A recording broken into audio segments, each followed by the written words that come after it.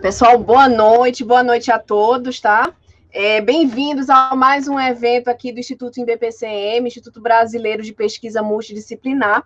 Hoje nós teremos como convidados o professor Manuel Moraes, professor da Universidade Católica, e nosso membro no IBPCM, e o nosso querido professor Bruno Gueiros, né, o jornalista Bruno Gueiros, que é doutorando em Ciências da Comunicação, né, da Universidade Beira, em Portugal, mestre em Indústrias Criativas pela Universidade Católica de Pernambuco, né, e ele possui graduação pela UFPE e especialização em Ciência Política da Unicap, também é um jornalista muito conceituado e um querido amigo, não é?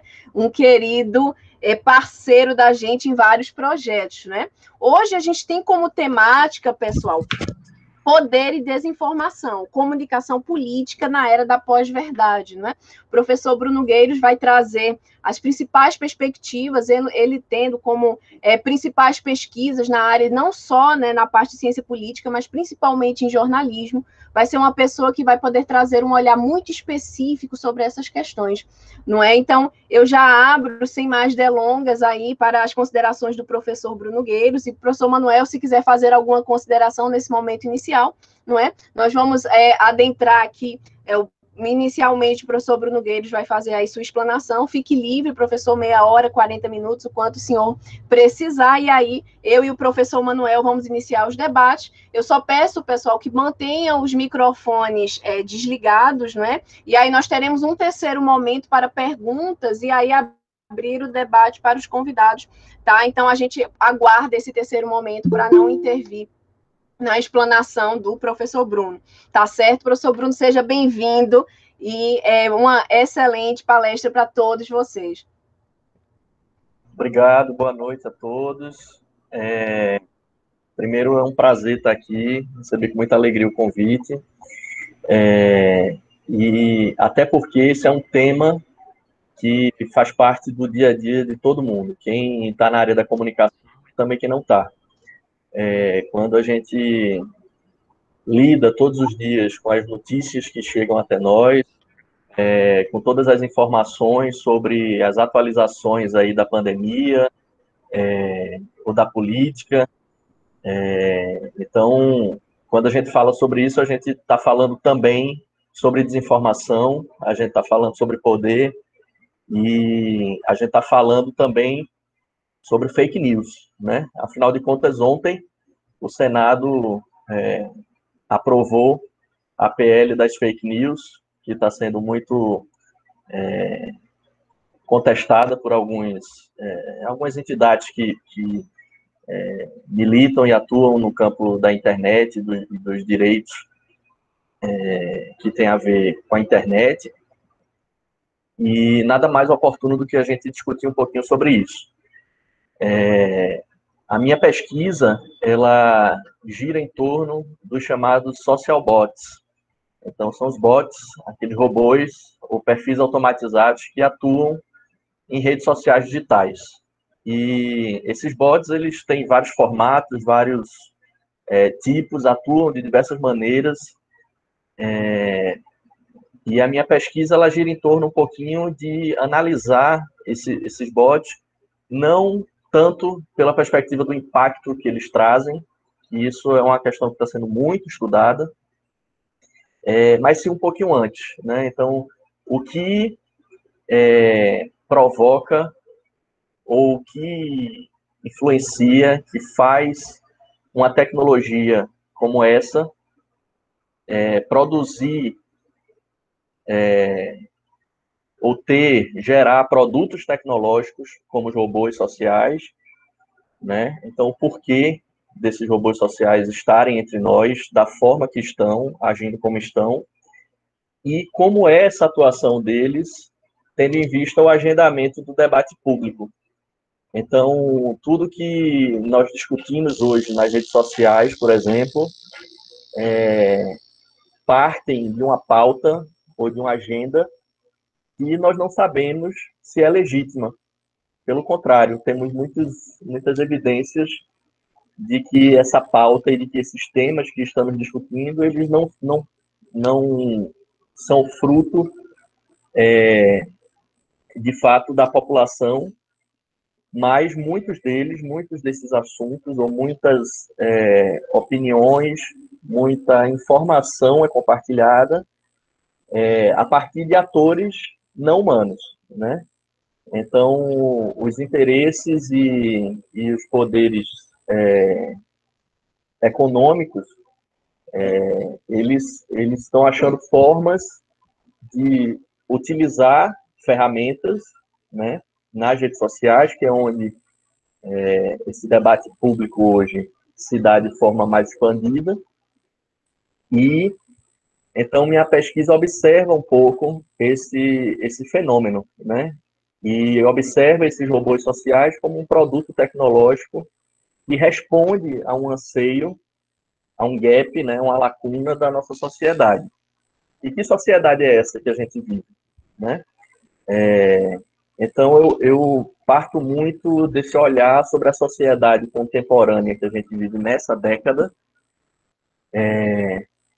que é uma sociedade em rede, né? É uma sociedade que ela se constrói em cima da informação, dessa troca intensa de informações. Ela é uma sociedade que cada vez mais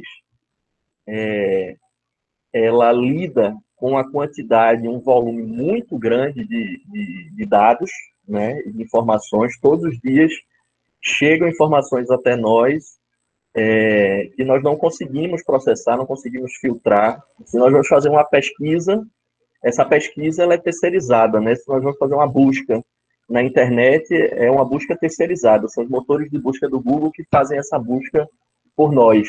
Os resultados que a gente vê podem não ser os mesmos para nós e para outras pessoas, porque são resultados que são personalizados.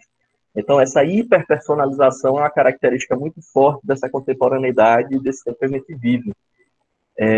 Essa sociedade que a gente vive, ela foi chamada já lá atrás de era da pós-verdade, né? O que essa sociedade contemporânea vive em um ambiente de pós-verdade. Apesar dessa expressão ter sido utilizada no fim dos anos 80, início dos anos 90, ela só teve realmente só ganhou uma importância e um significado maior agora, recentemente. Então, em 2006, o professor Ralph Keyes escreveu um livro chamado A Era da Pós-Verdade, e ele começa a falar um pouco sobre o que seria essa pós-verdade e o que caracteriza o nosso tempo.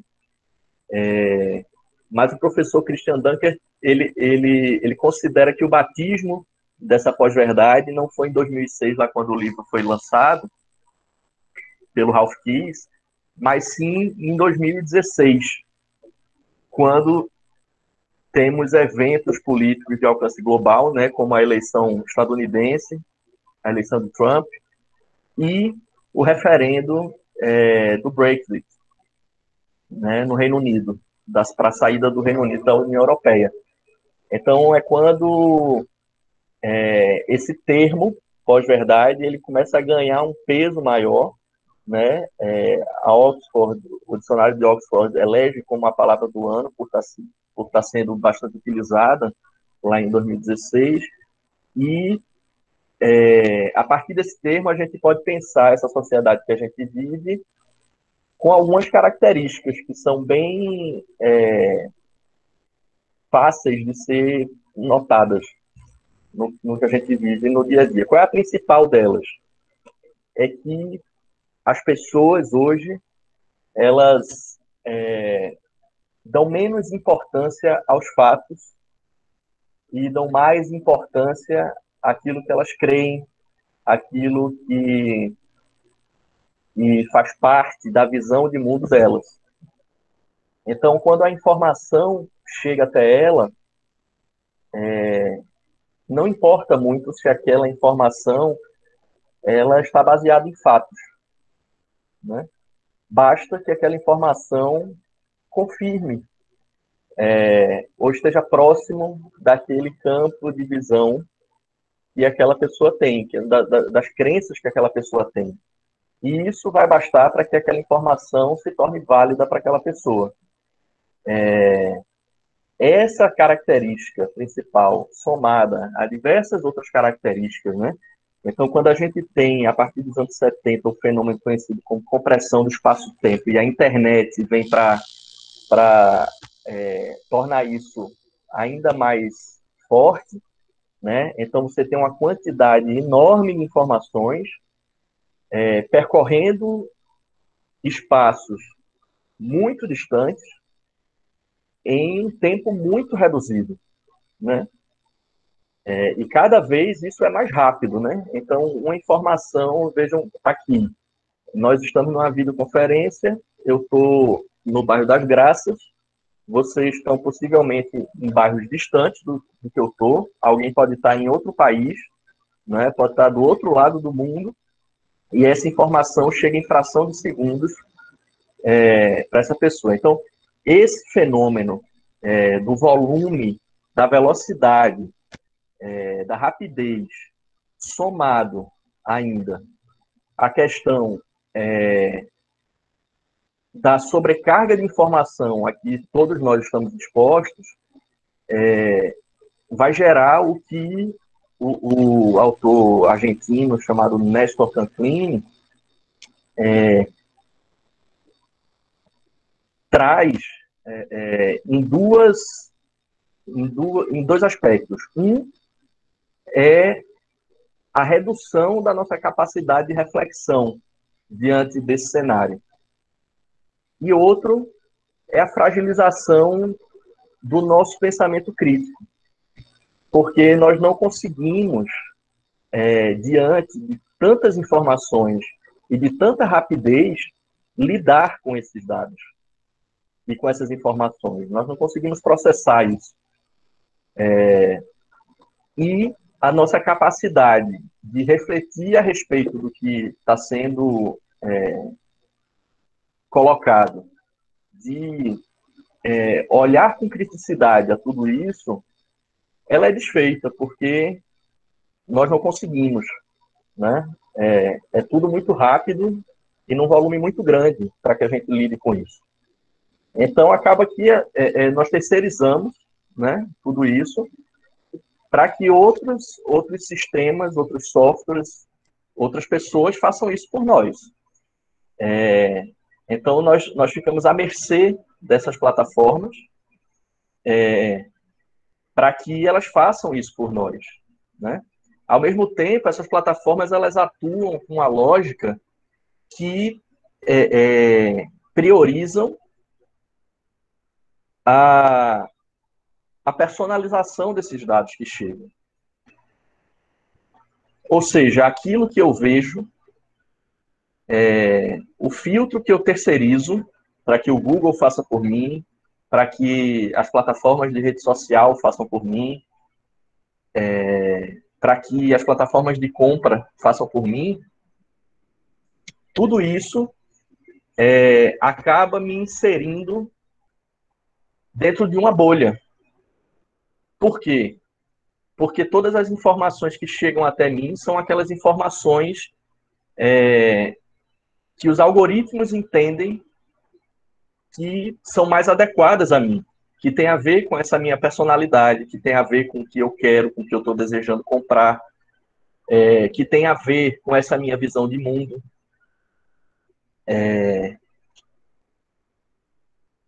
Nós estamos, então, nesse ambiente onde os fatos perdem a importância, onde as crenças individuais ganham importância, onde nós não conseguimos processar todas as informações que nos chegam, onde as informações que chegam até nós são informações que foram filtradas para que chegassem até nós.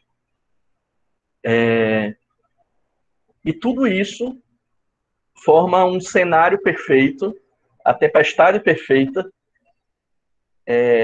para que a mentira seja utilizada não apenas de forma pontual ou de forma que seja uma exceção, mas sim como regra. a mentira passa a ser usada, então, como método. E é esse método que eu tenho me questionado bastante nas últimas semanas, de como é possível se utilizar esse método da mentira na comunicação política. Porque se nós temos o cenário perfeito, a tempestade perfeita, com todos os fatores que beneficiam a disseminação da mentira, postos nos seus lugares,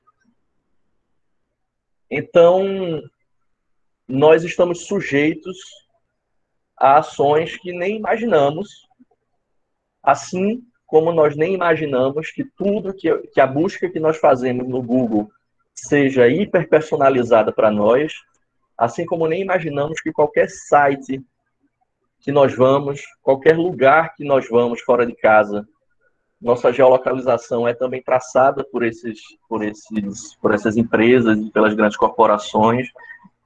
O tempo que nós gastamos em cada lugar que nós vamos, as pessoas que nós estamos próximas, com quem falamos, a nossa família, tudo isso se transforma em dados e está disponível e sendo utilizado por essas empresas para chegar até nós. Então, quando nós entramos no Facebook ou no Instagram, os anúncios que aparecem para nós têm a ver com a nossa personalidade, com o que gostamos, com a nossa visão de mundo, com aqueles posts que nós normalmente curtimos, com os eventos que nós normalmente teríamos interesse.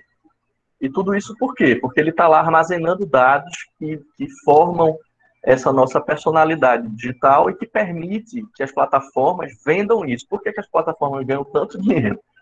Porque a publicidade deles é hiperpersonalizada, né? Então, eles chegam através de um alvo, eles miram o público-alvo deles de forma muito específica, né? Na questão do Brexit, a questão central que se deu para se observar as fraudes e a utilização de dados de redes sociais dos usuários para o referendo foi justamente a questão desse micro-targeting. Então, eles conseguem chegar com anúncios personalizados, dizendo exatamente o que cada pessoa quer ouvir e como atingir aquelas pessoas para que elas cumpram o objetivo que eles têm, né?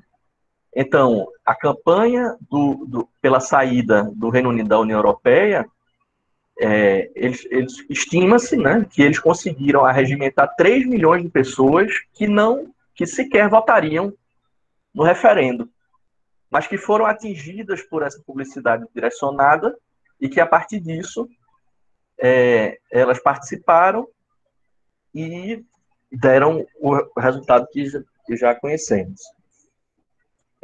Então, discutir esses métodos de desinformação que compõem estratégias políticas e eleitorais é urgente. É urgente, porque à medida que nós conhecemos o que é possível ser feito, nós tomamos consciência de onde e de como nós podemos ser o alvo disso, né? Então, nessas últimas semanas, pensando um pouco a respeito dessas estratégias, eu comecei a listar algumas ações ou algumas táticas ou técnicas de propaganda política dessa nossa década. E a primeira delas tem um formato que foi exposto em um artigo chamado The Russian Firewalls of Falsehood Propaganda Model, que Christopher Pohl e Miriam Matthews escreveram em 2016. Então, em 2016 foi quando teve esse boom. Na minha dissertação de mestrado, eu dei uma olhada um pouco em como estava essa produção acadêmica a respeito dos social bots. E aí nós observamos que desde 2011, mais ou menos 2010, 2011, começam a ser produzidos alguns artigos e alguns ensaios a respeito desse fenômeno de social bots, mas realmente a partir de 2014 é quando os pesquisadores começam a ter um interesse maior sobre isso, e 2016 é o ano onde isso ganha realmente muita importância, né, dentro das pesquisas. O termo social bots começa a ser, de fato, mencionado, porque as pessoas começam a perceber a participação desse ator nessa rede, de forma a influenciar eventos políticos e resultados, né, hipoteticamente. E, então, esse método do Fire Hose of Falsehood, que nós traduzimos aqui simplesmente como mangueira de incêndio, é um método uma técnica de propaganda que ela se baseia em 4 itens principais. Primeiro, é você contar mentiras num volume muito alto e em diversos canais.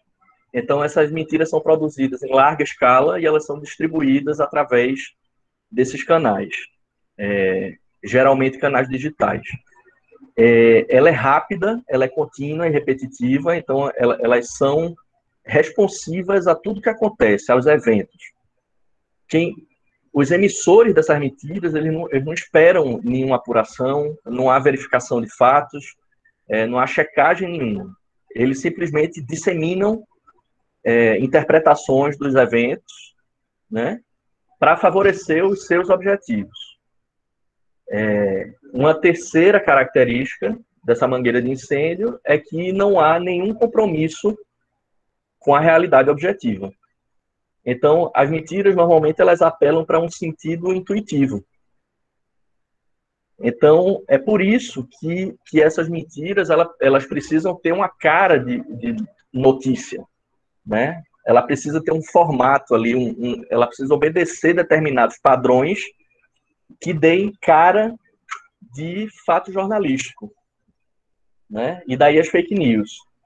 E, por fim, uma última característica dessa mangueira de incêndio é que ela não tem compromisso com a consistência.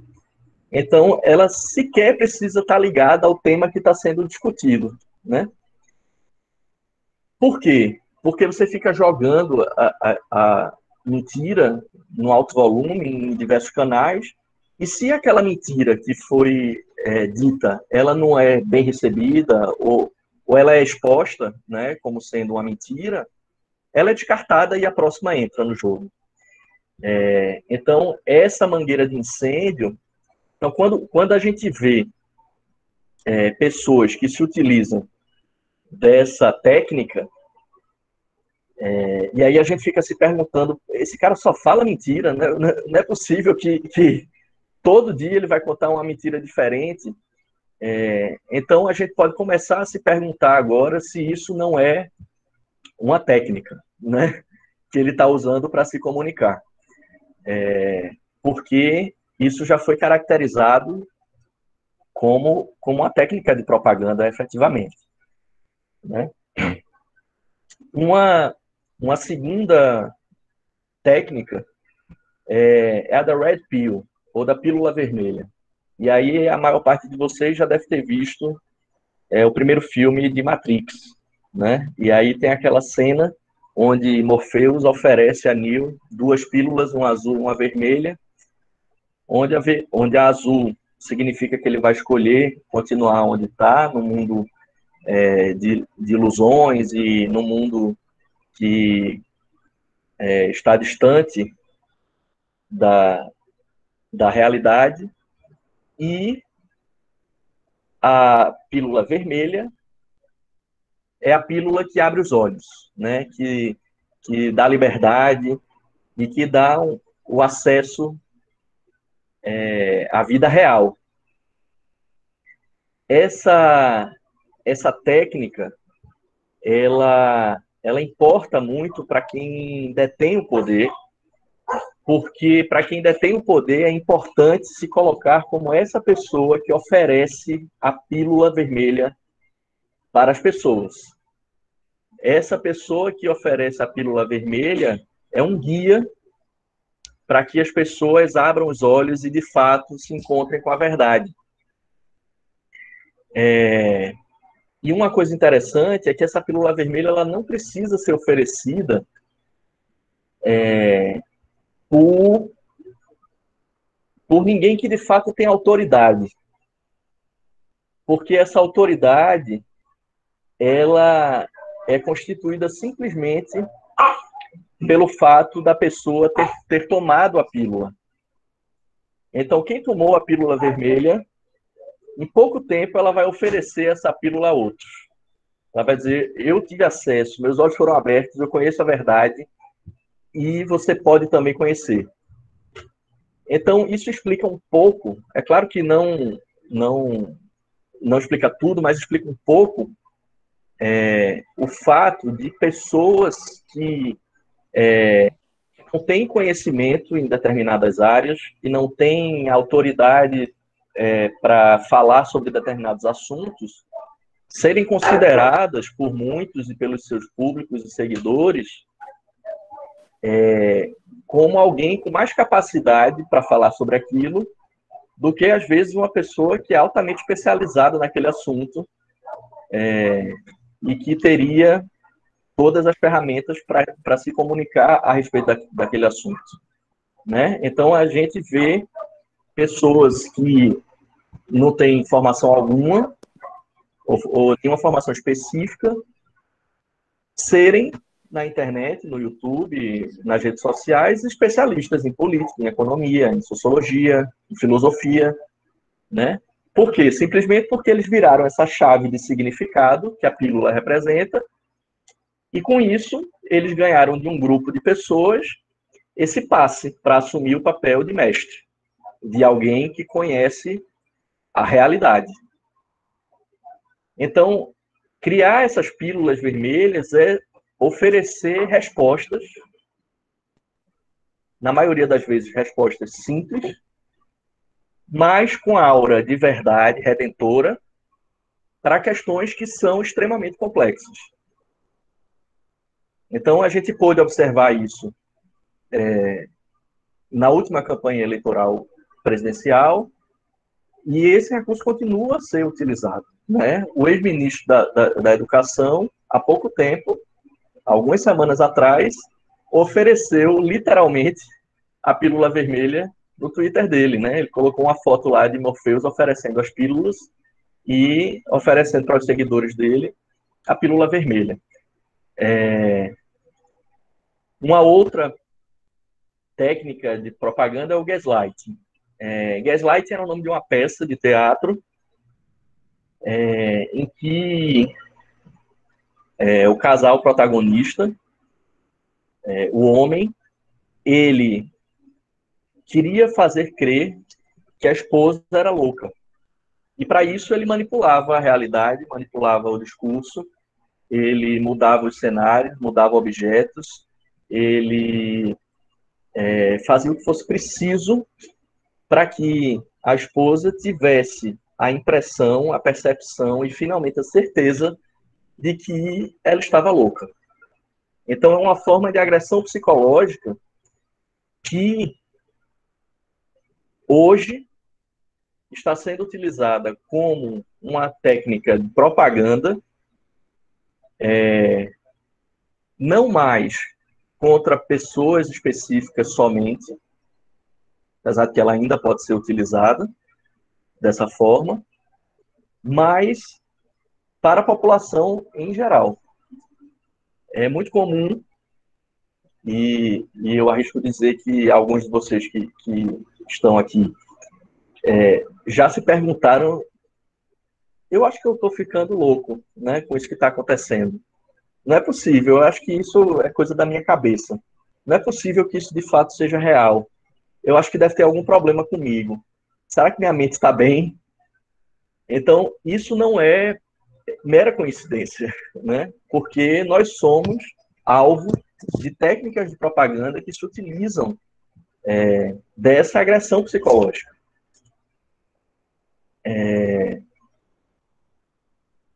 Outra técnica é o deepfake.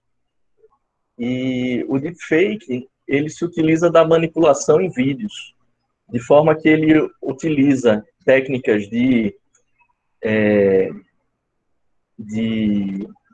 manipulação de imagens para que você consiga colocar o rosto de outra pessoa naquela que está aparecendo no vídeo. Então, essa técnica, ela utiliza ferramentas de inteligência artificial, né? Então ela cria algoritmos para que isso seja feito, e ela está se desenvolvendo numa rapidez muito grande. Então, essa semana, a Disney anunciou que uma série de algoritmos foi desenvolvido para que ela utilize nos filmes, né, dela essa técnica. O perigo é cair nas mãos erradas, né? Porque você pode fazer qualquer pessoa falar qualquer coisa e você vai ter um vídeo para comprovar aquilo. Então, o desafio na deepfake é não acreditar naquilo que estamos vendo. Enquanto, numa mentira comum, é comum nós fazermos como São Tomé, né? Só acredito vendo. Na deepfake, nem vendo, nós podemos acreditar. Porque no dia que essa técnica se disseminar, realmente vai ser uma confusão, no mínimo. Porque é muito perigoso, né? E o nível de detalhe e de realidade que a deepfake traz é muito forte, né? E por último, eu trago a técnica da falsa comparação. Se antes nós já vimos os políticos tentarem se diferenciar normalmente com perspectivas positivas, por características da pós-verdade, os políticos não precisam mais tentar se diferenciar de forma positiva. Eles podem tentar se diferenciar ou tentar legitimar o que estão fazendo, ou tentar apoio para aquilo que eles estão fazendo, se igualando de forma negativa, né? Então, por exemplo, nós tivemos um ano e meio atrás, a questão das queimadas na Amazônia. E uma das justificativas do governo foi, primeiro, tentar falar sobre a Noruega, sobre as florestas da Noruega, né, sobre as queimadas na Noruega, e depois sobre a Austrália, que também teve um período de queimadas lá. Então, essa tentativa de se igualar, não pelo lado positivo, mas simplesmente se igualar para dizer que ele pode fazer aquilo, é uma tentativa de justificar as suas ações. E essa técnica, ela é recorrente e ela é muito utilizada hoje em dia, porque ela se apoia em dois truques discursivos, né? Que é a falsa equivalência. Então, são quando dois argumentos eles parecem ser opostos, mas não são, né? Então, ele diz, ó, fulaninho, mas fulaninho fez não sei o que lá, né? E aí dá um exemplo extremado para o outro lado de uma coisa que você fez. Então, ele está tentando fazer uma equivalência como se só essas duas... como se esses dois argumentos eles fossem opostos, quando, na verdade, eles não são. E o outro truque é a falsa dicotomia. Tentar fazer perceber, tentar convencer o público de que aqueles dois pontos de vista, eles são únicos. Então, ou você faz isso que eu estou fazendo, ou você faz como aquele outro país. E não existem outras alternativas, e não existem outras outros pontos de vista. Então, essa falsa equivalência e essa falsa dicotomia, elas são muito utilizadas para justificar os atos do emissor, né, de quem está proferindo o discurso. Então, eu trouxe esses 5 exemplos de técnicas que provavelmente nós já ouvimos falar ou já lemos alguma coisa sobre alguma técnica dessa, mas que, mesmo para quem estuda na área da comunicação, que é o meu caso, mesmo para publicitários, jornalistas, ainda é um campo muito desconhecido e que esses termos e essas definições vagueiam, sem que ninguém saiba muito bem do que se trata. Em todo caso, nós lidamos com isso todos os dias, né? Nós recebemos informações, nós somos alvo e escutamos discursos que estão baseados em técnicas como essas, né? E aqui eu só trouxe 5. Se fosse deixar, nós passaremos a noite aqui falando de técnicas de propaganda dessa década, né? E que são décadas que são potencializadas e multiplicadas pelo ambiente digital como está posto hoje, né? Então, e aí eu vou encerrando aqui a minha fala, realmente trazendo a importância, ou tentando fazer nós refletirmos sobre a importância de nós tomarmos conhecimento e consciência sobre essas técnicas ou essas estratégias que se dão a partir dessa sociedade que a gente vive, né, que está ambientada nessa pós-verdade, para que, a partir disso, nós possamos diminuir os impactos, os efeitos disso. E, de alguma forma, nós consigamos disseminar isso, né?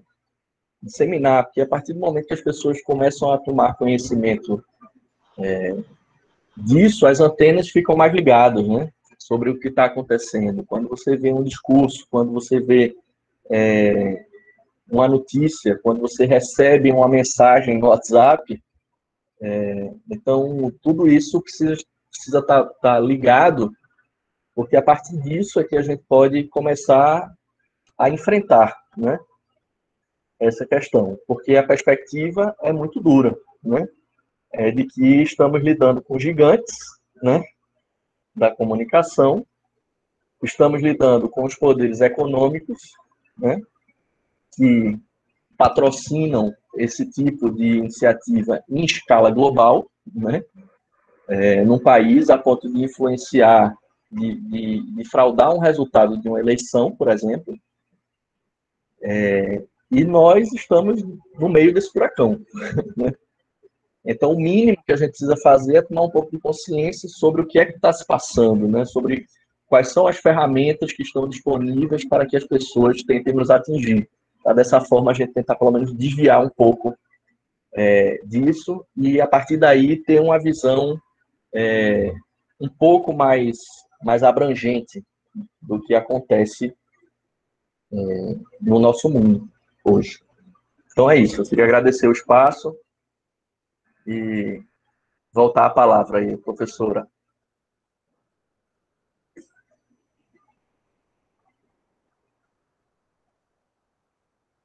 Iva? Eita, caiu. Eu acho que a mediadora saiu. A mediadora caiu. Olha, Bruno, parabéns, viu, Bruno? Muito bom. Eu fiquei aqui maravilhado. Excelente palestra. Obrigado. Eu não conhecia todas, eu já tinha ouvido falar da Deep Web, né? Que é mentira profunda, né? Seria isso, né? A deepfake, Deepfake, isso. Que seria uma mentira, né? Seria uma mentira profunda, sei lá. Essa deepfake eu já tinha ouvido falar e é muito interessante, né? Porque eles botam tem exemplos que eles botam Putin falando, né? Botam políticos assim, né? Famosos falando coisas que eles não falaram, que é para exatamente mostrar o potencial dessa ferramenta.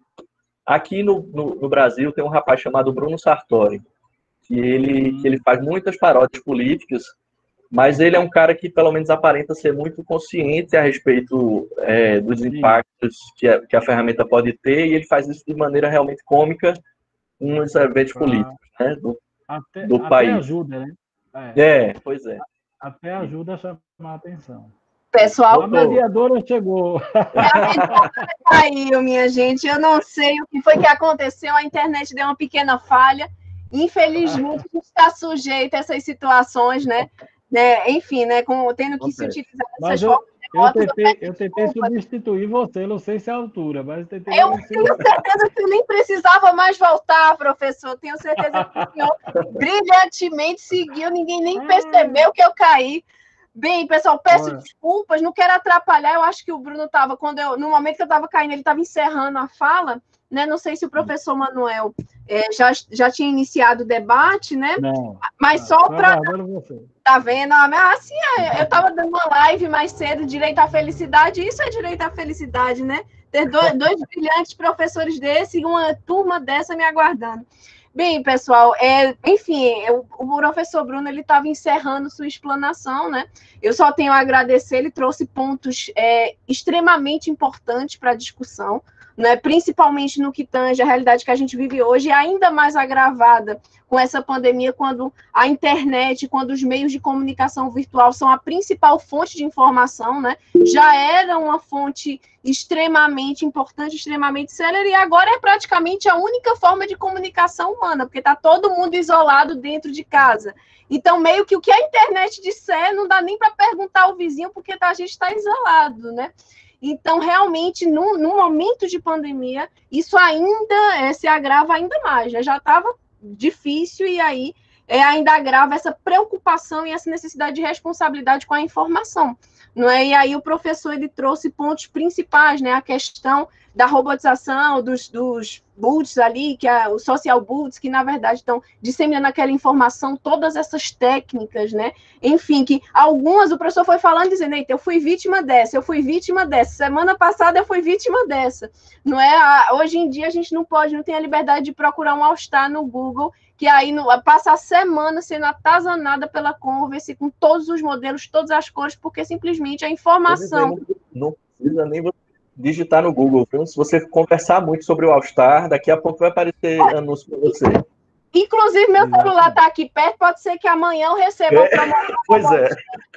Porque ela chegou, já está aqui, aí a Google já escutou. Então, veja como fica aí a proteção individual, como fica aí várias questões, e aí a gente vai fornecendo dados e aquela informação, ela vai sempre sendo processada e vai servindo aí para alimentar ainda mais essa indústria.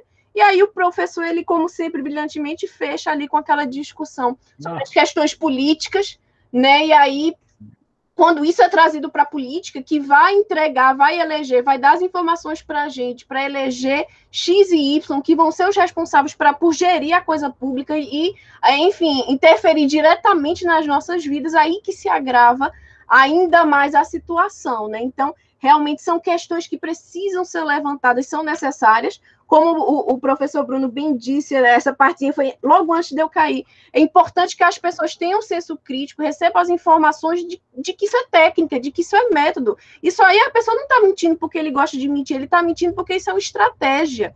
Então, é importante que aqui isso venha à luz, né? Uma professora, em outra palestra, disse que o problema da mentira, a grande questão da mentira é que a mentira, ela gosta de agir nas sombras. Quando ela vem para a luz, ela se desfaz.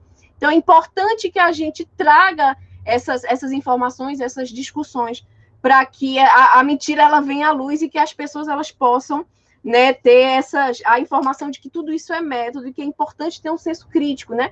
E outro ponto, eu estou aqui acelerando um pouquinho, pessoal, porque eu estou um pouco preocupada com essa conexão, então qualquer coisa eu já passo para Manuel, mas aí eu já estou dando aqui algumas ponderações para poder o professor Manuel também fazer suas brilhantes ponderações. Outra questão que o professor Bruno falou, que eu achei interessantíssima, foi a questão do volume, Não é realmente, nós estamos detonados de volume, de informações, assim, você chega, abre o celular, tem 50 mil mensagens no WhatsApp, o seu Instagram, o seu Facebook, o seu e-mail tem uma série de promoções, você abre um site de notícias, é tanta da notícia que você nem sabe o filtro, né?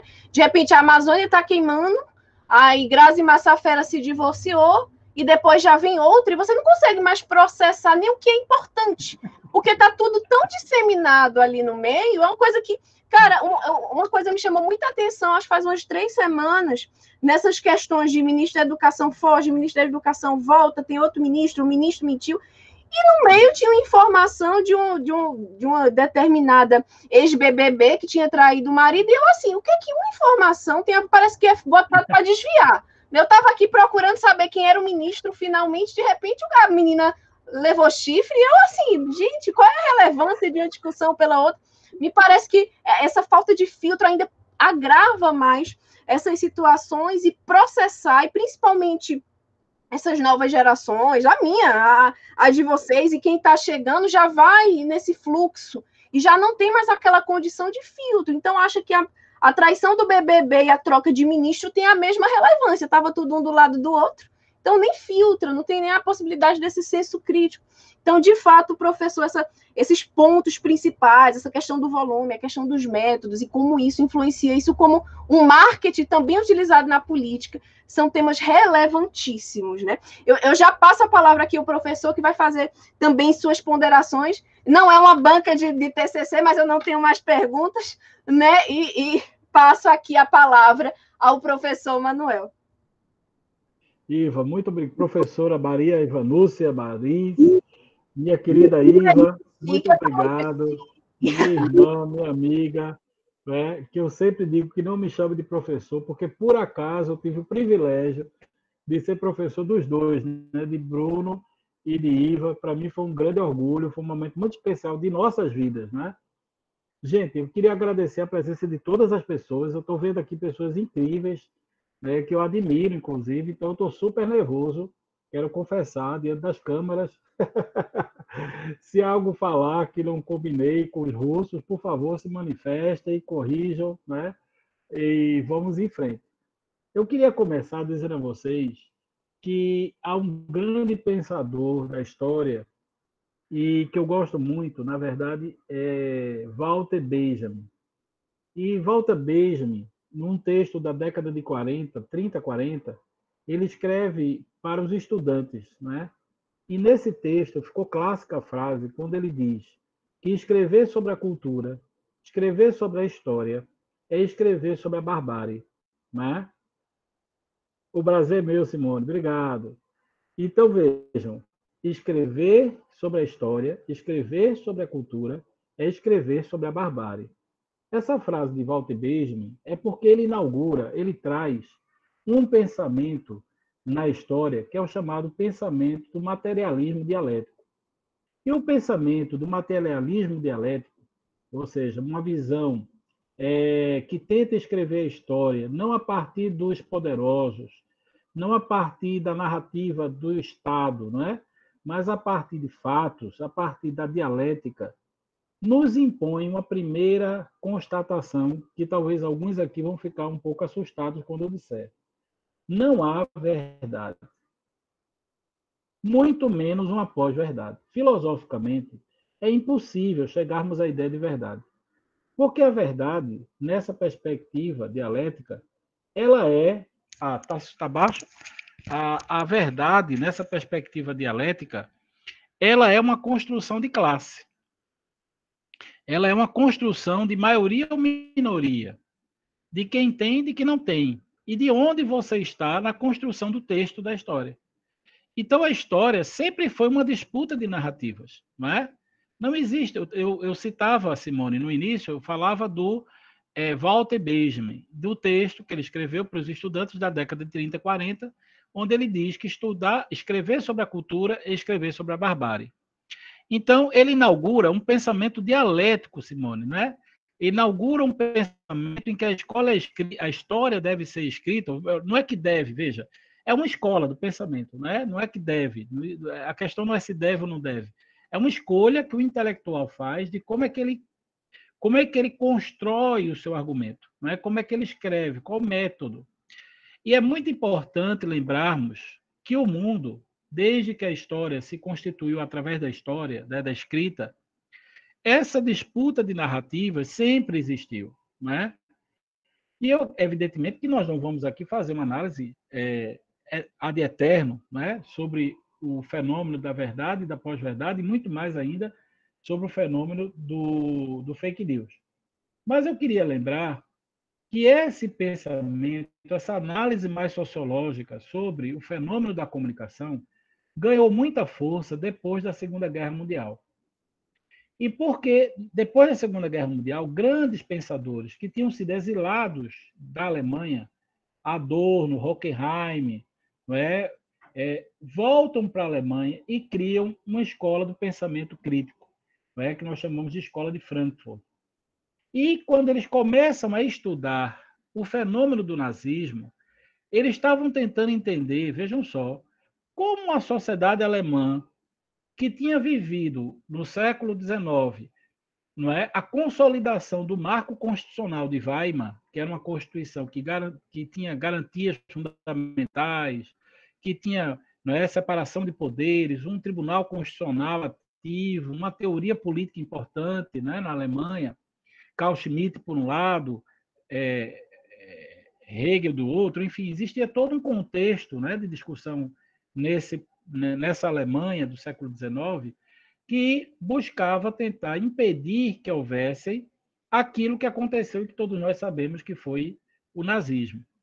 Então, quando Adorno, Horkheim e todos aqueles intelectuais começaram a se deparar com o fenômeno do nazismo, surgiram várias questões interessantes. Primeiro, não é possível pensar a comunicação dissociada do capitalismo.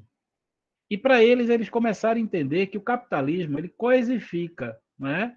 Aliás, tudo se torna preço, tudo se torna valor. E a informação também é um produto desse processo que Marx chamou de fetichismo. Então, nessa lógica do fetichismo, da construção da narrativa, da produção de saberes, não é? E de precificação desses saberes, o ser humano também é coisificado, massificado, não é? E nesse processo de massificação surge o que eles chamaram da indústria cultural. Vejam, a indústria cultural é um processo que aniquila o indivíduo enquanto personagem histórico e massifica uma informação como sendo verdade histórica, criando uma narrativa das massas. As massas passam a ser protagonistas e não os indivíduos. Vejam, isso é muito perigoso porque isso, de certa forma, é anti-iluminista. No iluminismo, emergiu a tese do indivíduo. A visão kantiana do ser humano é uma visão individualista. Esse individualismo jurídico que a gente propaga nos direitos civis e políticos é um reconhecimento de que nós somos pessoa humana, dotado de razão, de escolhas e, portanto, devemos ser reconhecidos pelo Estado como indivíduos na história. O problema da massificação, né, ou seja, da indústria cultural, no sentido negativo da palavra, é quando o indivíduo, e isso a máquina nazista fez com muita competência, ele é manipulado. Há uma manipulação da informação. E é interessante porque surgiram muitas polêmicas acerca de quem manipula quem. A relação entre produtor da informação e receptor da informação. Até que ponto eu estou produzindo informação aqui, eu sou capaz de manipular a IVA e de fazer IVA fazer o que eu desejo. Ou será que IVA está disponível a ouvir o que eu estou me comunicando? Veja, então existe uma relação muito complexa entre a relação sociológica, a relação sociológica, a relação política entre receptor e transmissor. Eu não defendo a tese que o receptor ele é nulo. Eu não defendo a tese que o receptor ele é uma esponja que absorve as informações e, portanto, ele é uma massa que pode ser manipulada aos interesses de quem comunica. Vejam só.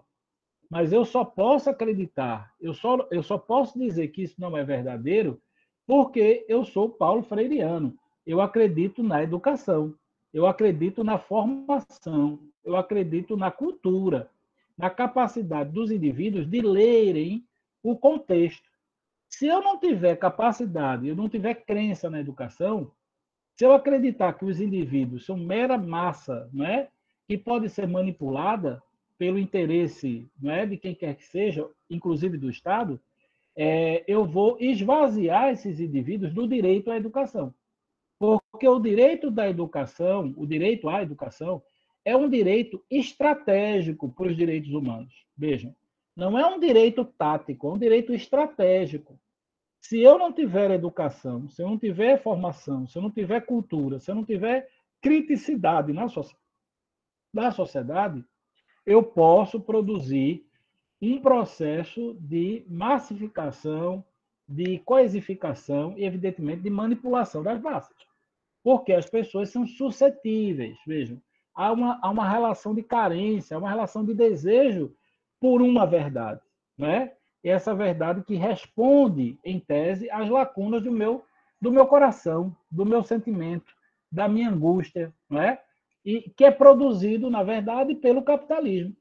Porque o capitalismo, enquanto produção de sentidos, ele vai gerar desigualdade. Não existe como no capitalismo você produzir igualdade.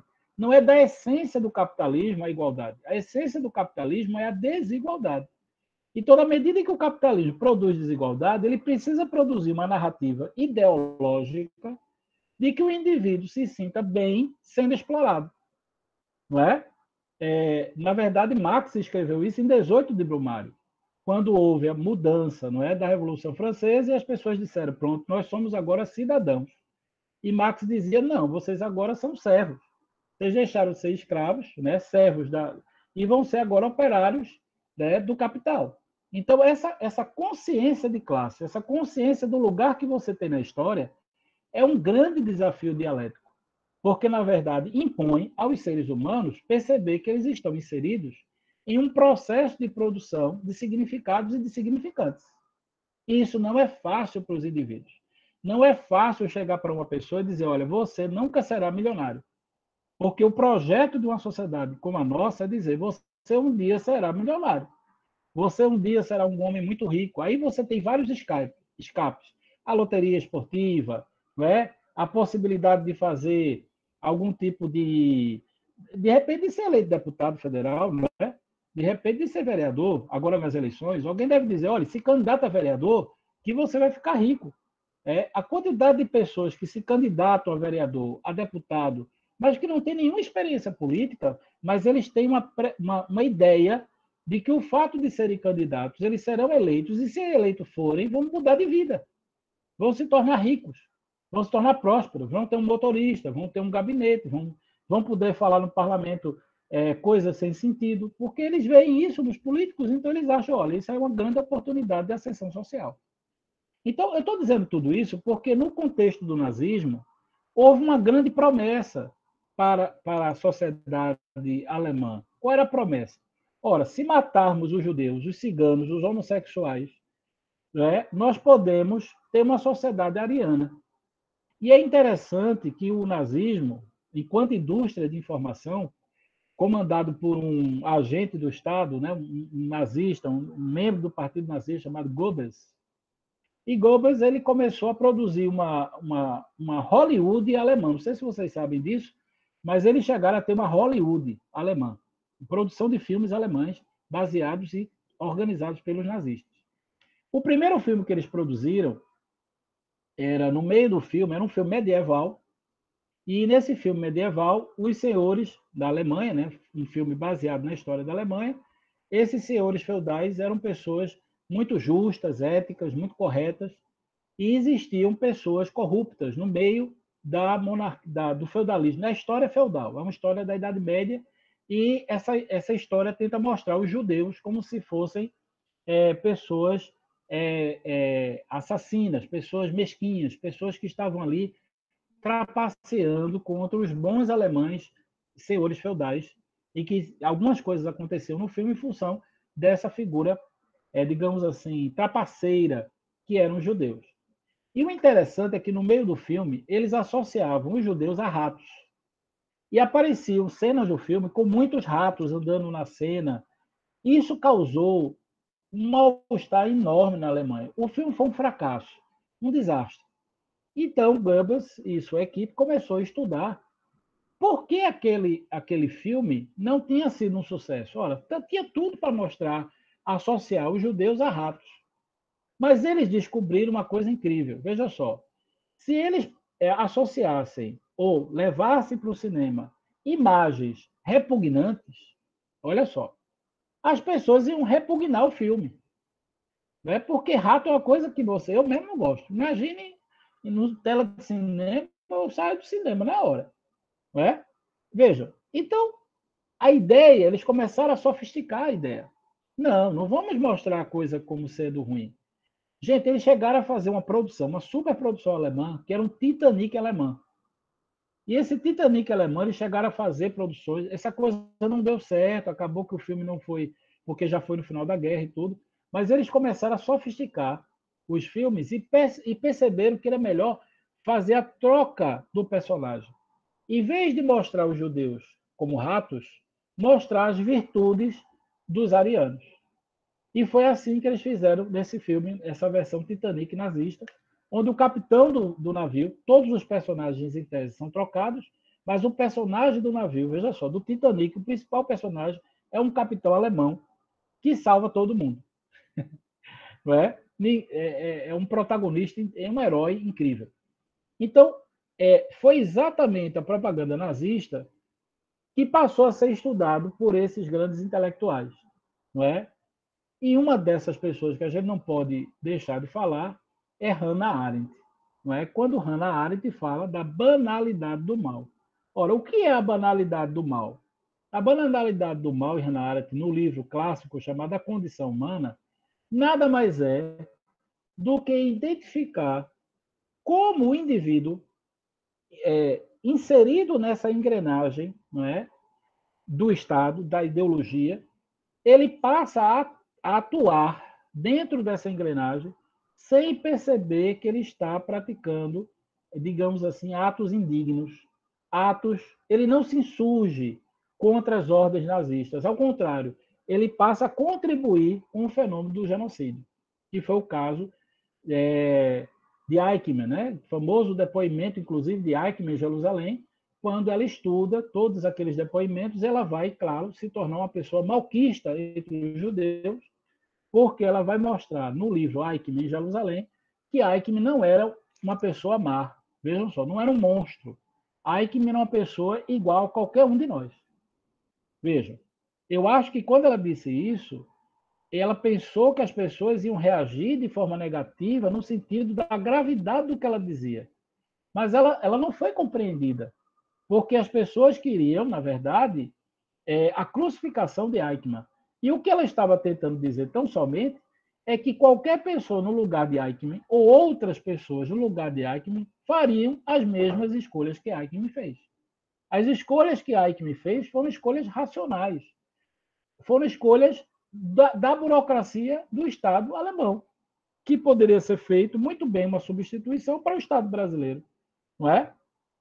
Veja que o cara que mata o Floyd, ele não se sente assassino, não é? Ele se sente legítimo, um policial em plena atividade. Ele estava ali, veja só, ele assassina uma pessoa, mas ele não tem menor compaixão com a morte daquela pessoa negra que está sobre o joelho dele. Ele não se incomoda no fato da pessoa estar dizendo: eu não tenho mais oxigênio, eu não estou respirando. Mas por que ele não se incomoda? Veja, não é porque ele é um assassino inveterado, não é porque ele quer ver o sangue, é porque ele está inserido numa máquina em que, ideologicamente, ele assimilou aquele comportamento como natural. É o que a Hannah Arendt chama de banalidade do mal.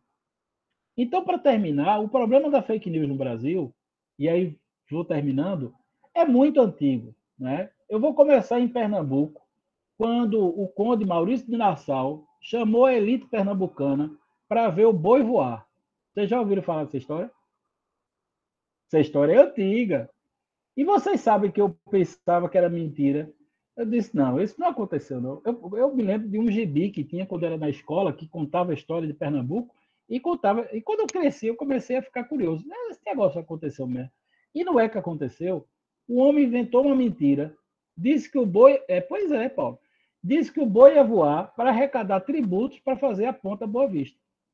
Isso, exatamente.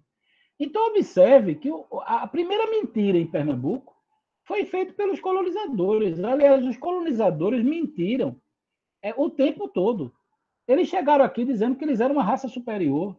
Tiveram que dizer para os índios que eles eram uma raça inferior. E disseram que eles iam trazer, vejam só, a salvação. Né? A salvação por suas almas e tal. Então, observe que o Brasil é formado por várias mentiras. E é exatamente onde hoje nós fazemos, né, discutimos a ideia de decolonial. O que é a ideia de decolonial?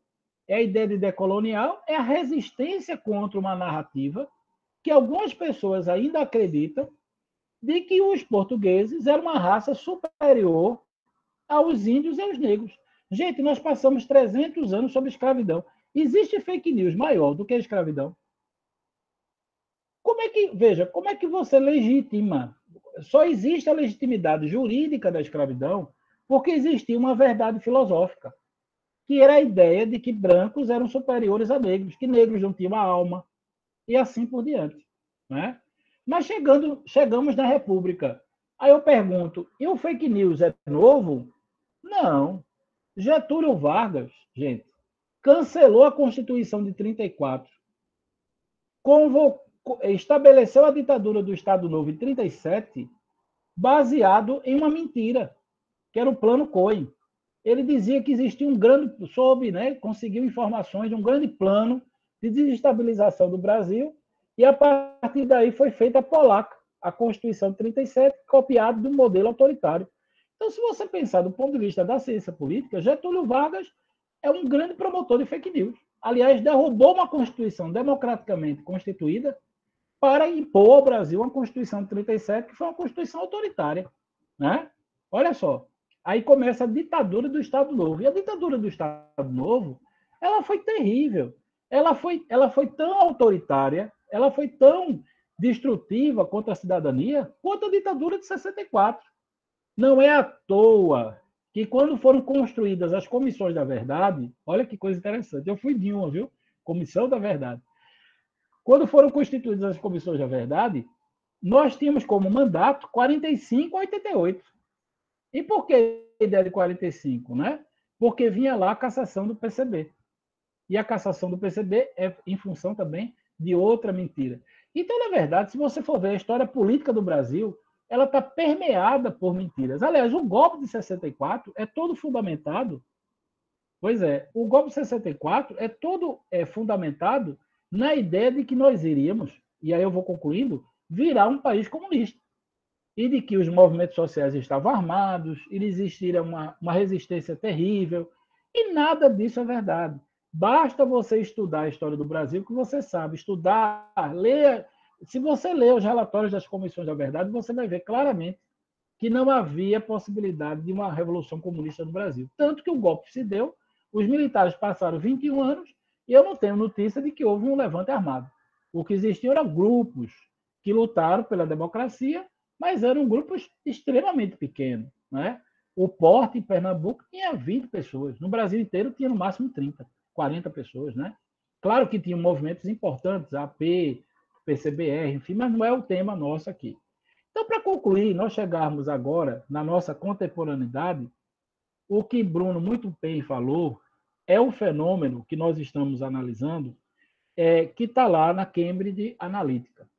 É o uso de sinais, o uso de significados, a manipulação em massa, né, de informações a partir do fake news, mas que estão inseridos, vejam só, numa relação direta entre aquilo que eu quero comunicar e aquilo que eu quero receber como receptor. Então, na verdade, o que esses instrumentos mediáticos me deram? Me deram condições de espalhar, de reproduzir e até de garantir que aquilo que eu estou falando como conservador é verdadeiro. Veja, eu não acredito que a sociedade brasileira ela é progressista. Não sei se vocês estão me entendendo a tese que eu estou defendendo. A sociedade brasileira ela é, em grande maior parte, conservadora. E, de repente, ela agora tem um instrumento ideal. Foi dado a essa sociedade, foi dado a esse pensamento conservador, mecanismos de ressignificação desse pensamento conservador. Eu agora tenho aqui uma notícia de que existe nas escolas públicas uma revista LGBT e que os meninos, ao ler essa revista, vão virar gay. Olha que coisa importante. Para um pensamento conservador, era só isso que faltava para dizer que o Brasil, todo mundo estava se tornando gay, porque os professores agora estão ensinando a pessoa a ser gay. Aí dá vontade de dizer, se isso é verdade, como é que a sociedade de 20 anos atrás era tudo hétero e nós temos os gays de hoje? Então, veja, ser gay é um problema de uma cartilha? Se meu filho tem uma cartilha e lê uma imagem, ele se torna gay porque ele vai ver uma imagem? Veja, isso foi colocado para os pais, para as famílias, como se fosse um atentado à moral, aos bons costumes da família brasileira. Como se a educação estivesse vinculada, vejam só, ao espaço do fazer pedagógico da sala de aula. Mas sendo que a escola é um dos espaços constitutivos da educação. Nunca foi o primeiro espaço. Nunca foi o único espaço. Vejam, é um dos espaços. Eu vou dar um exemplo para vocês, para eu vou terminar de fato. Meu filho, agora há pouco, eu estava conversando com ele no café, e ele revoltado, porque na escola dele estava se lecionando, vejam só, abertamente, a tese não do evolucionismo, mas a tese do criacionismo. Ele ficou revoltado. E ele chegou para mim e falou, mas pai, veja, se isso na igreja fosse ensinado, eu compreendo. Mas isso ser ensinado na escola como uma tese científica, o criacionismo, é um pouco demais. Olha, meu filho tem 12 anos. E eu não sei se vocês sabem, mas eu fui pastor durante 10 anos. Então, meu filho olha para mim e diz, pai, como é que é isso? Olha, eu acho que tem alguma coisa errada. Porque é óbvio que, do ponto de vista da fé, para quem crê na Bíblia, tem todo sentido acreditar no criacionismo. Você é cristão, você lê a Bíblia, e você vai para a igreja e acredita no criacionismo. Eu não vejo problema nenhum. Mas na escola, você apresentar como professor de ciências que a tese do criacionismo tem fundamento teórico e científico, dizer que o dilúvio acabou com os dinossauros, qual é a prova científica disso, gente? Não tem. Então você vai criando uma situação em que vai camuflando aquilo que é ciência, aquilo que é religião. Você, na verdade, vai criando uma distorção do campo dialógico de cada área. O que é ciência, o que é fé.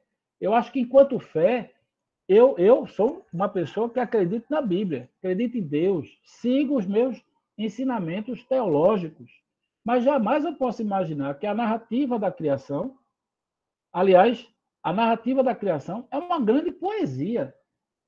Os teólogos mais avançados, inclusive pós-nazismo, eles passam a revisitar o que nós chamamos hoje de teologia crítica da Bíblia. Então, às vezes, as pessoas falam da Bíblia e não estudaram a Bíblia.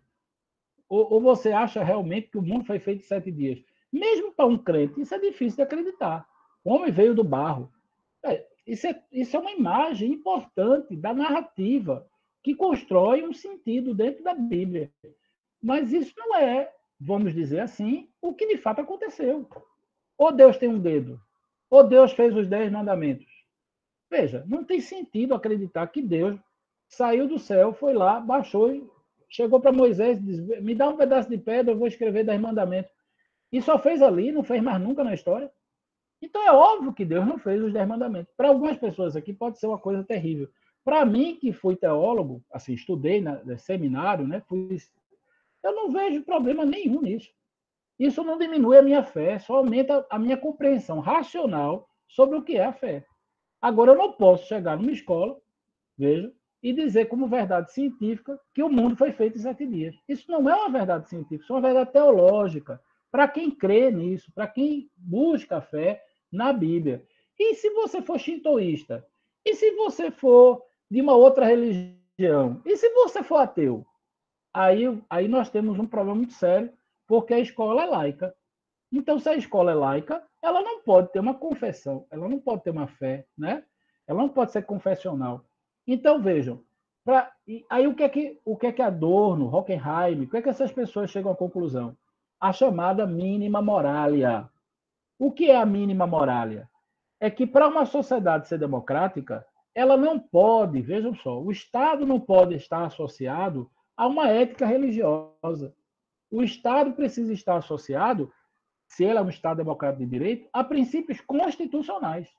Então, se nós somos um Estado democrático de direito, não cabe ao Estado, não cabe, vejam, à escola, ela ter uma opção, a não ser quando é uma escola confessional, né?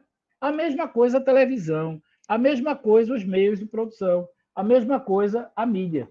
Então, um grande problema nosso ainda é a superação de um modelo, né, conservador, que a nossa sociedade ela é estruturada nesse modelo conservador e do qual o nosso lugar como educadores, juristas, professores, cientistas e tal, a produção desse conhecimento é de desvendar, como dizia o nosso grande pensador Walter Benjamin, a tragédia, a barbárie da história. Muito obrigado. Professor, eu agradeço. Eu não tenho como tirar esse vício, gente. Toda vez que eu viro a Manuel, nós já somos colegas de doutorado, amigos, fizemos pesquisas, projetos juntos, mas toda vez é automático, é professor, não é, Manuel? É professor, e toda vez ele vai reclamar.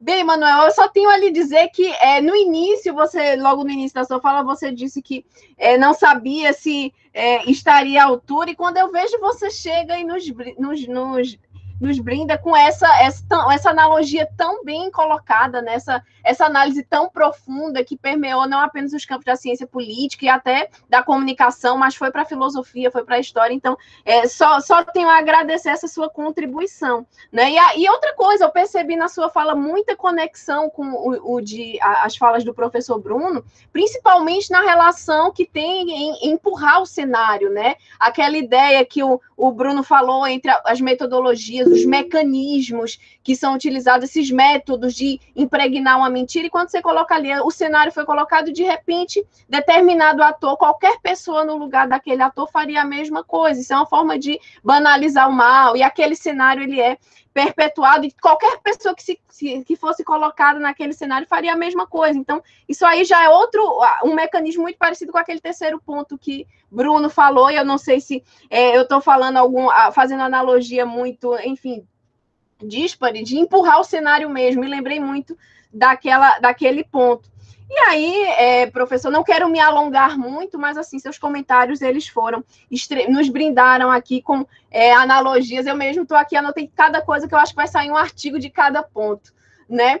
Bem, pessoal, sem querer, digamos, prolongar muito a minha fala, eu já abro para debate, tá certo? Eu percebo aqui que nós fomos, como o professor disse, agraciados, temos vários nomes aqui, professor Paulo Álvares, João Vitor, Milena, professor Juliano, tudo bem, professor? Vi a sua presença aqui, muito obrigada por nos prestigiar, espero que o evento tenha sido bom para o senhor, como foi para nós, e os demais presentes, alunos da Federal, alunos da Uninabuco, alunos da Unicap, ex-alunos da Unicap. Eu agora abro para perguntas, pessoal, comentários, agora está aberto para debate, tanto para mim, professor Manuel, professor Bruno, as perguntas, ou para os três, pode direcionar a qualquer um.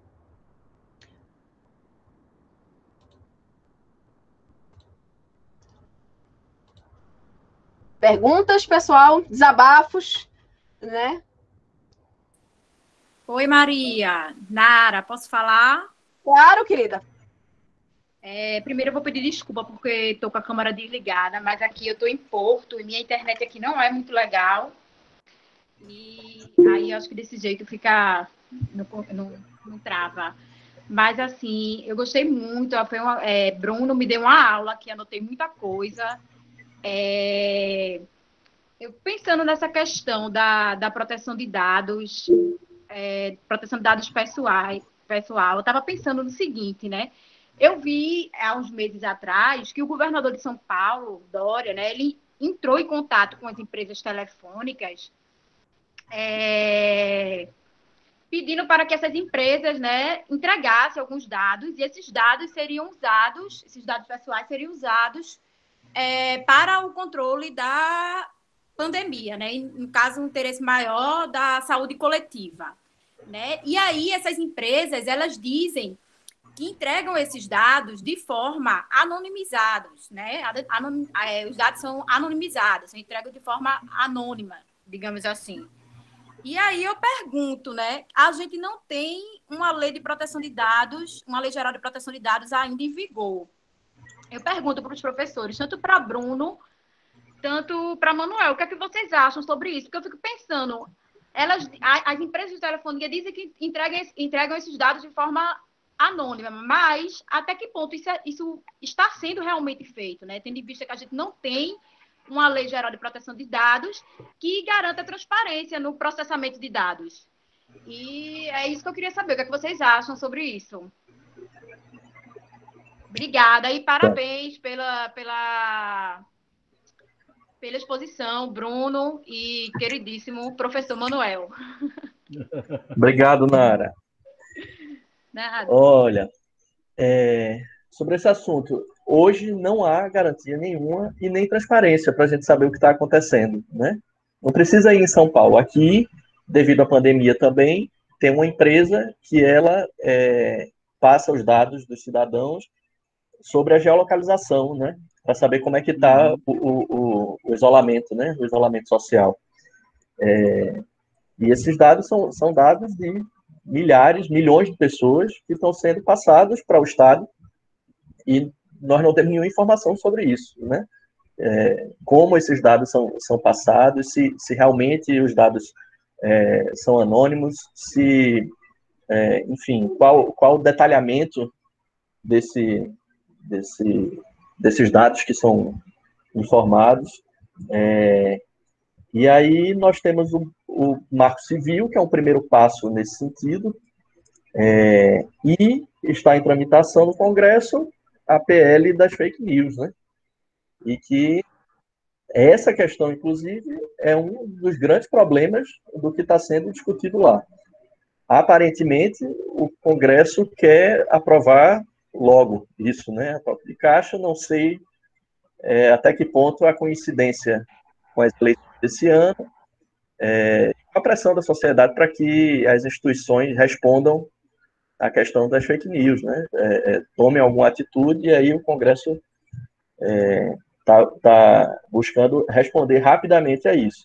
O que prejudica o debate, né? Porque você não envolve nesse debate cidadãos, a sociedade civil, as entidades que lidam com esse tema, a academia, todo mundo fica excluído desse debate e à mercê de pressionar os parlamentares para que alguma coisa um pouco mais equilibrada saia de lá. Mas a minha esperança não é muito grande. Sou Manuel. Então, veja só, Bruno, continuando o que você disse, eu vou fazer agora uma fala mais pessimista ainda. Existe um intelectual chamado Harari, que eu acho que muita gente já leu, já conheceu. Quem não conheceu, procure, que é fantástico, né? Tem aquele livro Homo Sapiens e tem vários outros que é fantástico. E Harari, ele é um dos grandes teóricos assim sobre a questão da comunicação, da mídia e dos dados, do uso desses dados, que Nara levantou. E eu vou tentar concordar com ele e trazer para vocês um cenário dramático. Nós podemos ser, nos próximos anos, alvo de uma ditadura digital. Para vocês terem ideia, a China, né, usou recentemente, agora na pandemia, ele usou drones. Então, imagina que você tinha um aplicativo no celular, aliás, é um aplicativo que a China tem em massa, que é um aplicativo de controle de consumo, como se fosse uma plataforma de compra e venda, né? E eles adaptaram esse aplicativo para o controle da pandemia. Então, à medida que você dizia que estava com a Covid, ou que alguém estava com a Covid com você, eles tinham uma escala nesse aplicativo de cores, para que você pudesse se deslocar naquele perímetro de confinamento. Dependendo da cor que você tivesse, você não podia nem sair de casa, mas isso controlado pelo aplicativo, veja só. Então, o que acontece? Quando você saía na rua, né, você saía ou ia conversar com alguém, você podia ser surpreendido com um drone que baixava de algum lugar que você não sabe de onde veio, e o drone fazia uma comunicação. Diz, olha, você não pode estar na rua, você está com uma situação amarela ou uma situação verde, se for vermelha, pronto, acabou-se. Aí é que o drone lhe perseguia. Então, existe tecnologia sendo desenvolvida em que o olhar da pessoa, a face da pessoa, ela pode ser codificada em logaritmo e isso ser informado para, digamos, uma central que pode identificar se eu estou agradando ou não. Imagine isso no futuro, em larga escala. Então, imagine um ditador de plantão tendo informações digitais acerca das pessoas que apoiam ele ou que não apoiam ele. Harari chega a dizer que se não pensarmos na educação com seriedade e não fizermos um processo de inclusão digital com velocidade e com competência, nós teremos uma situação de o perigo do homem ser obsoleto. Gente, isso é muito sério. Porque a inteligência artificial ele pode substituir parte das decisões que hoje são humanos que fazem. Porque os sistemas de inteligência podem substituir uma série de decisões que antes eram tomadas por seres humanos, em função desse processo de massificação das informações. Então, é muito sério. Isso que Nara coloca é muito sério. Os dados individuais não podem migrar. É uma informação que precisa ser individualizada. Aliás, a lei de dados deixa isso muito claro. As informações só podem ser cedidas com autorização do autor, das pessoas, porque é um direito personalíssimo, o direito de imagem, né? As informações que você tem no celular. O problema é que nós não temos ainda no Brasil, aliás, isso não é um fenômeno só do Brasil, né, gente? É um fenômeno global, mas já que estamos falando aqui a partir do Brasil, nós não temos ainda uma cultura digital. Vejam, no Brasil surgem as invenções, surgiu o smartphone, surgiu o acesso às redes, mas nós não tivemos a cultura digital. Então, nós estamos disponibilizando informações preciosas para um sistema que, em tese, pode utilizar essas informações e, como bem disse Bruno, produzir uma série de significados a partir dos interesses do mercado.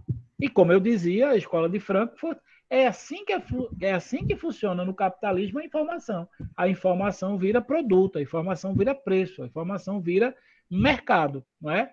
Então, nós somos o mercado. Do ponto de vista da informação, o que nós consumimos, o que nós produzimos, não é? Ele é massificado nas redes sociais e ele é uma grande avenida. Eu acho que uma parte das pessoas ainda não perceberam o perigo das redes sociais. Né? Existe um grande fator de conexão, veja o que nós estamos fazendo agora, né? Todo mundo em casa, mas conectado, isso é uma coisa positiva, mas imagine o perigo, não é? No sentido invertido da palavra, não é? Do que pode acontecer sem que nós tenhamos uma cidadania digital, porque essa é a discussão que Adorno, Hockenheim e, no fundo, Habermas traz, que é a ideia da construção do espaço público. Se nós não temos o espaço público consolidado, eu vou ter um terreno subterrâneo de poder, e é nesse terreno subterrâneo que prospera o narcotráfico, o crime organizado, as milícias, não é? Porque elas utilizam o que para Hannah Arendt é muito caro, que é o medo. Existem duas variáveis importantes em Hannah Arendt. É o medo, vejam, e o egoísmo. Aliás, ela utiliza essa palavra egoísmo lá de Hobbes, né? Porque, na verdade, Hobbes é o primeiro autor na ciência política que vai trazer o elemento... Aliás, na verdade, é Maquiavel, mas é porque Hobbes ele traz a palavra egoísmo de uma forma mais elaborada. E ele vai mostrar que o Leviatã ele se afirma como projeto político na medida em que os indivíduos se sentem representados pela figura do Leviatã, que é o Estado, né? Então, a gente precisa perceber que, no fundo, nós estamos caminhando para uma ideia de segurança que o Leviatã antes nos dava com a ideia de aparato de Estado, com a ideia de segurança porque eu tenho um aparato tecnológico. Né? É como se nós tivéssemos agora um novo tipo de contrato social. E aí o que acontece? O perigo disso é que, para Hannah Arendt, para a gente se contrapor ao perigo do totalitarismo, eu preciso garantir a fala de Bruno, eu preciso garantir a fala de Iva, eu preciso garantir a fala de todo mundo aqui. Mas olha o que nós estamos fazendo agora. Vejam como é perigoso. Eu estou falando, em tese, eu estou interagindo com algumas pessoas, mas existe uma série de avatares aqui, que tecnicamente são essas pessoas, mas podem não ser. Será que, de fato, essas pessoas que estão aqui? Ou isso aqui é algo que não é real?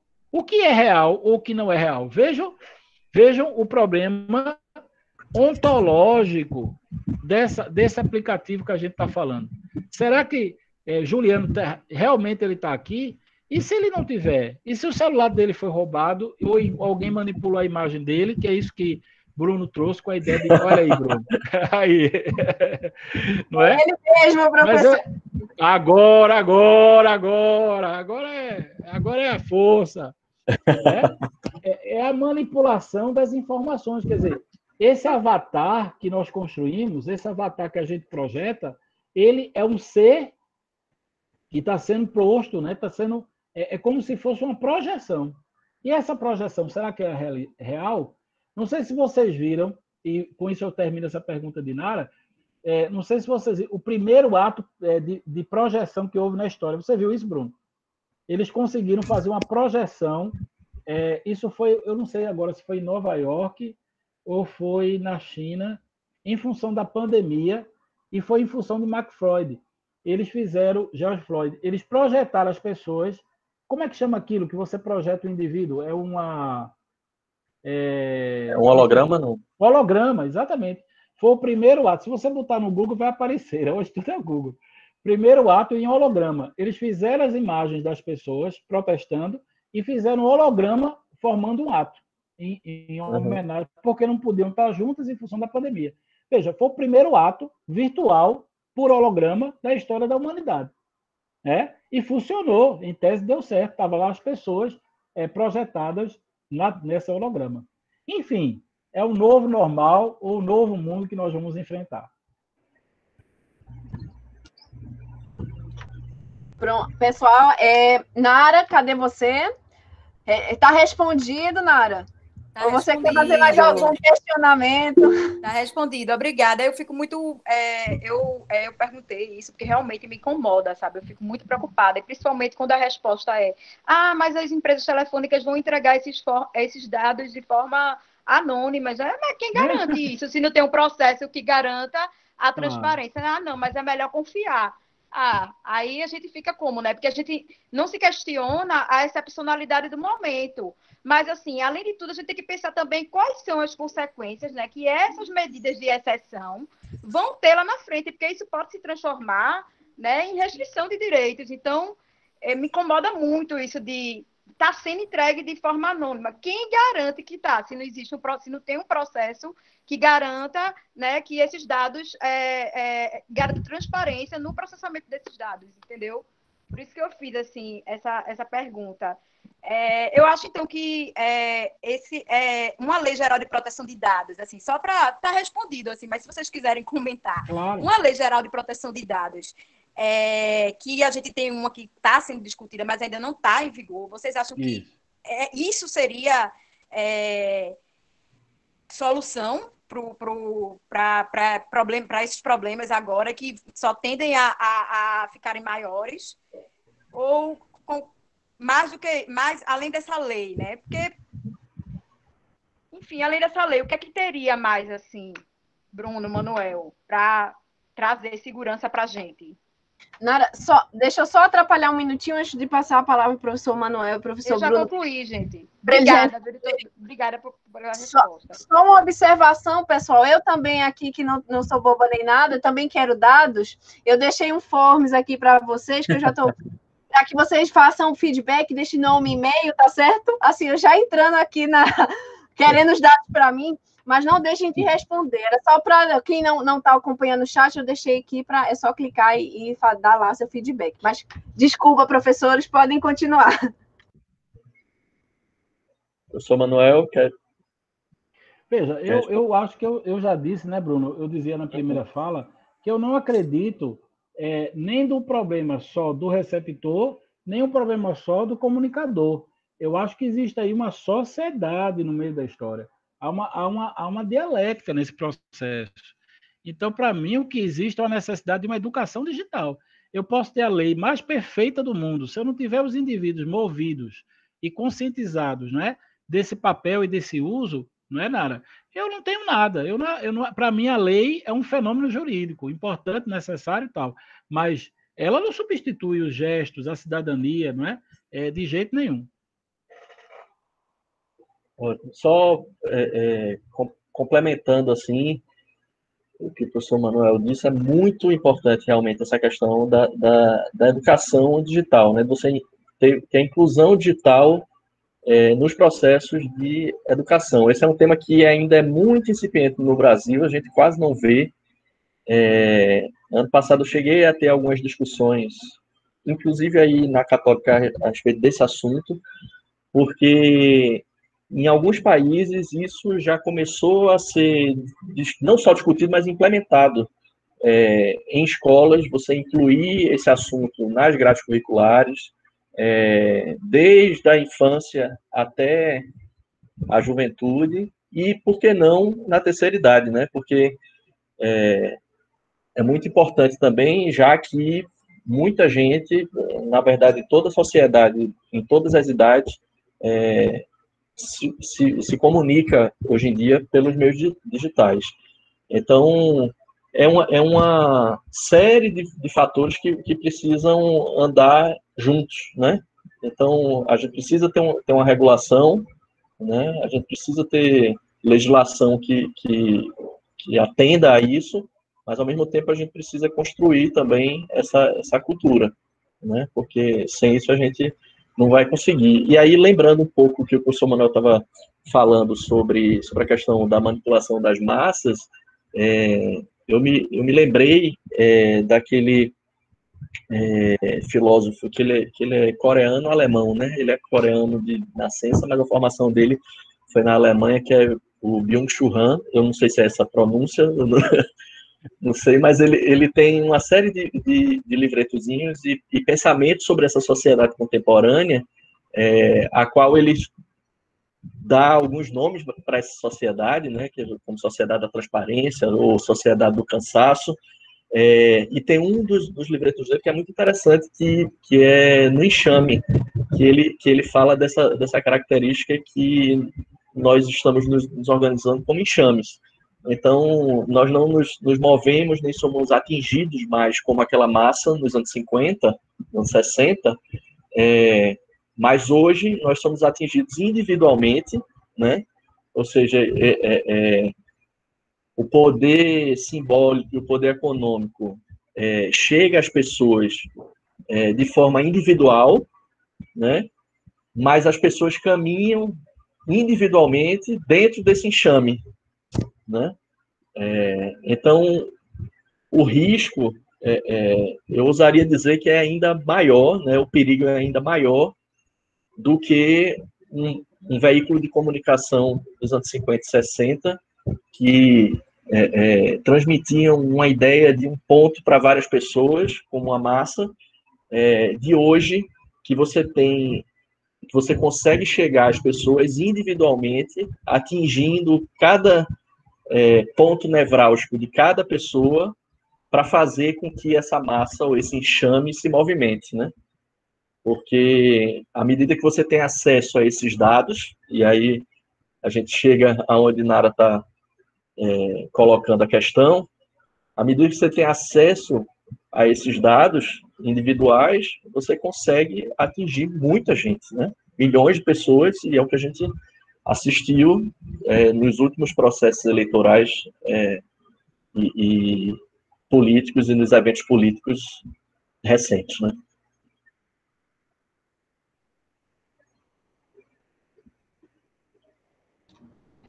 Obrigada, professores, professor Manuel, professor Bruno. Tem outra pessoa inscrita aqui no chat, pessoal, é a Joelma. Ela gostaria de fazer uma pergunta. Pode falar, amiga. Oi. A minha pergunta é bem assim, é que a gente fica meio forçado a entrar nesse mundo de conceder os dados. Porque, por exemplo, para nós estarmos nessa reunião aqui, nós tivemos que nos inscrever no Google. E nós tivemos que aderir a um termo de adesão, é lógico, e aquele termo de adesão está dizendo tudo que o Google pode coletar de informação da gente. Eu poderia dizer não, mas se eu dissesse não, eu não estaria aqui com vocês. Isso acontece em todos os eventos. Para você, eu quero assistir um vídeo no YouTube. Se você quiser fazer uma conta no YouTube, você tem que aderir. E aquela adesão permite ao YouTube ter acesso a N dados. Eu acho que essa pergunta é mais para o Bruno. Assim, vai para Instagram, para Twitch, etc. A gente nem lê aquele termo de adesão. Ou eu quero entrar ou eu não quero entrar. Porque se eu disser que não, simplesmente eu não entro, não participo e não estou ali. E assim, como participar do mundo de hoje, se você quiser preservar seus dados, uma vez que somente para você participar dessas plataformas, praticamente você tem que entregar o seu âmago, a sua alma naquele termo de adesão, que os caras podem acessar a sua localização, o seu tudo. Então, eu acho que essa pergunta é mais para o Bruno sobre isso. Como participar do mundo atual? Porque não tem como a gente viver o mundo de hoje sem estar no Twitch, sem estar no Instagram, sem estar no YouTube, sem estar no Google, como a gente está agora. E, por outro lado, toda vez que para a gente aderir, a gente tem que fornecer uma imensa gama de dados que faz com que eles tenham acesso até a áudios nossos, como o Bruno falou. Se você conversar muito sobre um assunto, mesmo que você não esteja conectado a nada, daqui a pouco começa a surgir propaganda na sua tela.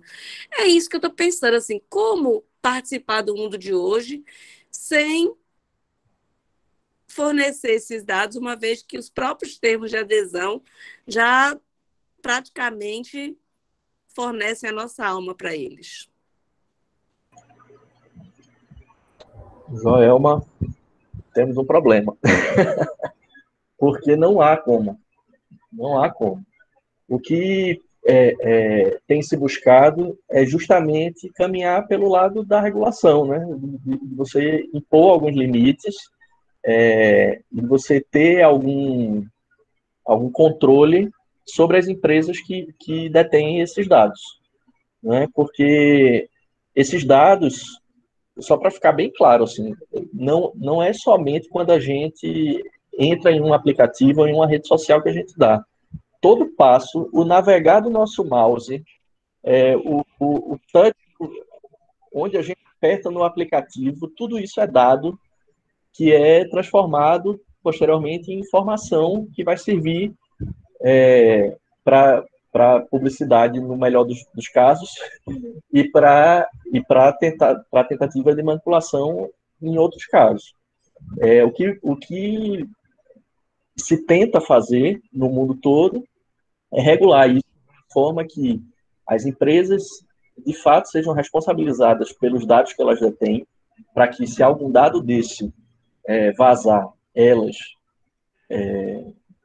de fato, sejam responsabilizadas, assim, por isso, e uma legislação que amarre isso de uma forma clara, né? Porque o que se tem hoje é que nós simplesmente não sabemos, né, o que acontece quando a gente marca o checkbox e dá o ok, né? A gente torce para que dê tudo certo e ninguém use os nossos dados de maneira indevida, mas não se sabe hoje. Então, eu acho que se nós conseguirmos uma soma de ações de controle sobre essas empresas, de regulação sobre as ações e de responsabilização sobre os dados que elas detêm, é um primeiro passo para que a gente faça isso de forma mais tranquila, porque não há outro caminho hoje para a comunicação. Hoje você não trabalha, você não estuda, você não faz nada, né? Você não tira documento se você não estiver na internet, né? Se você não fornecer seus dados, né? O auxílio emergencial, você não recebe o auxílio emergencial se você não tiver um cadastro na internet, né? Então, não há como fugir disso. Agora, uma vez que estamos dentro disso, então temos que achar maneiras para tentar coibir ao máximo que esses dados sejam utilizados de maneira indevida, e ações que forcem as empresas a, de fato, lidarem de forma responsável com esses dados que elas detêm e não passar adiante, né? Passar adiante. Nesse escândalo da Cambridge Analytica, foram milhões de perfis que tiveram seus dados compartilhados com outras empresas, né? Então, como é que a gente pode confiar? Quando a gente faz isso é de maneira cega, né? A gente, há 2 semanas atrás, estava em alta aquele aplicativo FaceApp, né? Que quando você concorda com os termos daquele, ele é ainda mais invasivo, assim, ele pode usar suas fotos para qualquer coisa, né? Em qualquer momento, né?